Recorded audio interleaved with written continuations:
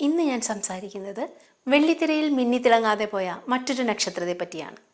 അമൃത പ്രകാശ്. മഞ്ഞ് പോലൊരു പെൺകുട്ടി എന്ന സിനിമയിലേക്ക് വന്ന ജയ്പൂർ സുന്ദരി. എൻ്റെ മഴയ്ക്കെൻ്റെ പോപ്പി, എൻ്റെ മഴയ്ക്കെൻ്റെ പോപ്പിക്കൂടാ, ഈ പരസ്യത്തിലൂടെ മലയാളി മനസ്സിലേക്ക് കടന്നു കയറിയ സുന്ദരി 2004 കലവൂർ രവികുമാറിൻ്റെ തിരക്കഥയിൽ കമൽ സംവിധാനം ചെയ്ത ചിത്രമായിരുന്നു മഞ്ഞ് പോലൊരു പെൺകുട്ടി. സിനിമയിലെ നായകനും നായികയും പുതുമുഖങ്ങളായിരുന്നു. ഭാനുപ്രിയ, സുരേഷ് കൃഷ്ണ, ലാലു അലക്സ് എന്നിവരായിരുന്നു മറ്റു പ്രധാന കഥാപാത്രങ്ങളെ അവതരിപ്പിച്ചത്. നിധി എന്ന പെൺകുട്ടിയുടെ കഥയാണ് ഈ സിനിമയിൽ പ്രതിപാദിച്ചിരിക്കുന്നത്. സിനിമ ബോക്സ് ഓഫീസിൽ ഹിറ്റായില്ല എങ്കിലും മലയാളികൾ നിധിയെ മറന്നിട്ടില്ല. ഈ സിനിമയിൽ അഭിനയിക്കുമ്പോൾ നിധിക്ക് 17 വയസ്സായിരുന്നു പ്രായം.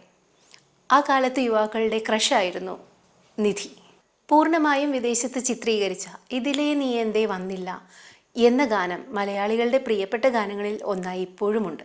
ഇന്ത്യ മുഴുവൻ ജനപ്രീതി നേടിയ ഫോക്സ് കിഡ്സ് എന്ന കാർട്ടൂൺ പരമ്പരയുടെ അവതാരകയായിരുന്നു അമൃത. 2001 അഭിനവ് സിൻഹ സംവിധാനം ചെയ്ത തുംബിൻ എന്ന ചിത്രത്തിലെ മിലി എന്ന കഥാപാത്രത്തെ അമൃത ഭംഗിയാക്കി. ഇന്ത്യയിലെ ആദ്യത്തെ റിയാലിറ്റി ഷോ ആയ അമൃത തൻ്റെ 4ാം വയസ്സിലാണ് അഭിനയ ജീവിതം തുടങ്ങുന്നത്. പരസ്യ ചിത്രങ്ങളിലൂടെയാണ് അമൃത ശ്രദ്ധേയയാവുന്നത്. ഇന്ത്യയിലെ ആദ്യത്തെ റിയാലിറ്റി ഷോ ആയ ക്യാ മസ്തി ക്യാ ധൂം എന്ന പരിപാടിയുടെ അവതരണത്തിലും സൊനാലിയുടെ കൂടെ 2 വർഷത്തോളം അമൃതയും ഉണ്ടായിരുന്നു.